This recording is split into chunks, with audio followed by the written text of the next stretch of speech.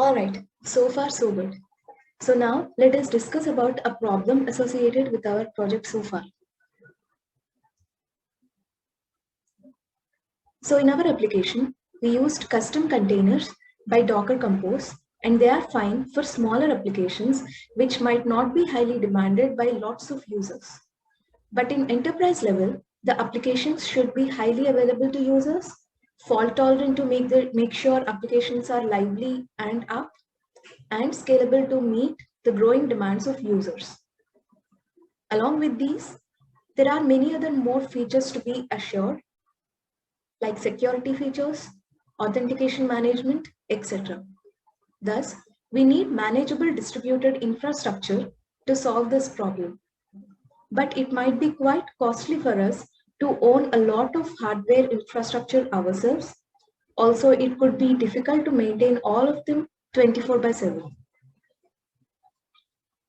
Here comes our savior. Having known of all these issues, we could seek help of cloud products from cloud platforms like AWS or GCP. Since these cloud products are automated managed services, we could automate things by using these managed services. Further, we could configure them to be scalable, fault tolerant, and highly available. Most of the products are pay as you go, meaning if we use more, we pay more.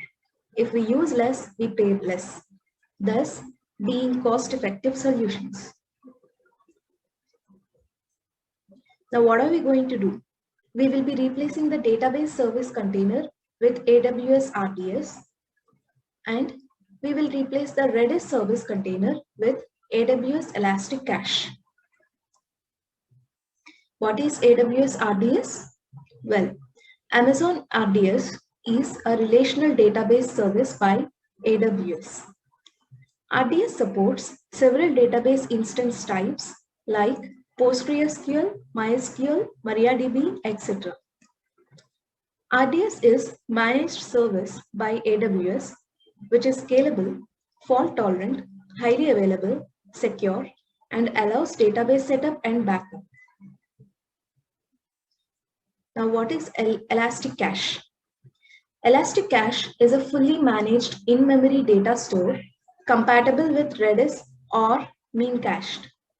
It powers real-time applications with sub-millisecond latency. We can build data-intensive apps or boost the performance of our existing databases by retrieving data from high throughput and low latency in-memory data stores. Amazon Elastic Cache is a popular choice for real-time use cases like cache, session stores, real-time analytics, etc.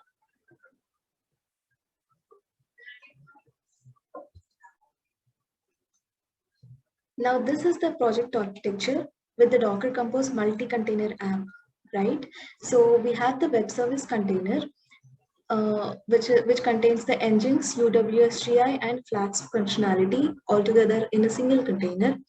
And this communicates with the DB container, which is a Postgres server, and the Redis server. We are going to convert this project architecture such that it is compatible on the AWS. All right. Now, before going through how the things work on AWS and the instances of RDS and Elastic Cache, let us just have a brief look about how networking takes place amongst the different containers using Docker Compose. For example, in local, the internal networking is set up by Compose for containers to communicate with each other. So as shown in this picture, for our container, for a web service container to communicate with either DB container or Redis container, the networking should be established, and this networking is taken care by Docker Compose. Okay, for example, if the project folder is my app with the following Docker Compose, where we have defined the web service and the DB service. Upon running Docker Compose up, a network named My App Default is created. Now the web and DB services will be built based on the specifications given in the Docker Compose. Then once they are built, these containers join the default, the MyApp default network created by Docker Compose. Then, because of this network being joined by the services mentioned in the Docker Compose, now each container is both reachable by other containers on that network and discoverable by them at the host name identical to the container name. Now each container can now look up the host web or DB and get back the appropriate container's IP address too. For example, web's application code could connect to URL postgres //db:5432 and start using Postgres database. So if you remember, typically something similar to this has been done by us when connecting our Flask app to the Postgres database in container. So having known about a brief understanding about the networking on Docker Compose, let us now try to understand how to use how to modify our project such that we could be replacing the database image with the RDS instance, which could give us the functionality of Postgres server, and how to use the Elastic Cache for the Redis server, and how to establish a connection between these two, between the Elastic Beanstalk with these two. All right. Now let us take a look at the networking between the AWS services. For that, we need to configure the VPC and security groups. VPC means Virtual Private Cloud. VPC is a service which provides a private and secure space, or we can understand it as a network, for the AWS resources that we want to use. We can use the default VPC, which is created when we create an AWS account. We can also create a custom VPC.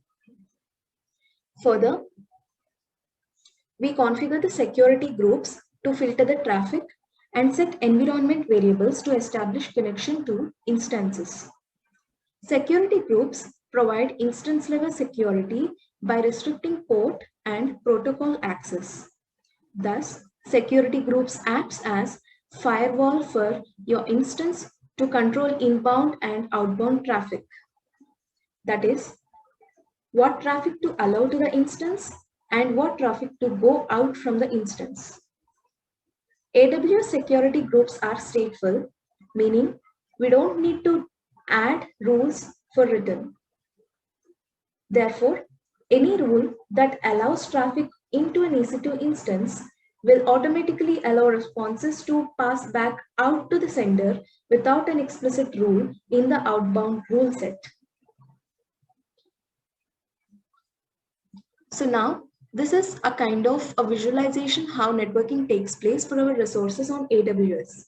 For our project on AWS, as we can see here, we configure the networking as follows. We will use the default VPC and create two security groups named Database Security Group and Redis Security Group. We will configure the Database Security Group to Postgres database on Amazon RDS. Similarly, we will configure the Redis Security Group to Redis instance on Amazon Elastic Cache. Then finally, we will configure these security groups to our Elastic Beanstalk instance to have access to database and to Redis. So we will be following these sequence of steps. First, we will launch the Elastic Beanstalk instance on AWS, and then we will create security groups. Nextly, we will launch the RDS and Elastic Cache instances on AWS, followed by configuring the Elastic Beanstalk with environment variables and security groups needed. Finally, we will change the local files and push the code onto the GitHub so that automatic deployment could happen. So let us now begin with launching an Elastic Beanstalk instance on AWS.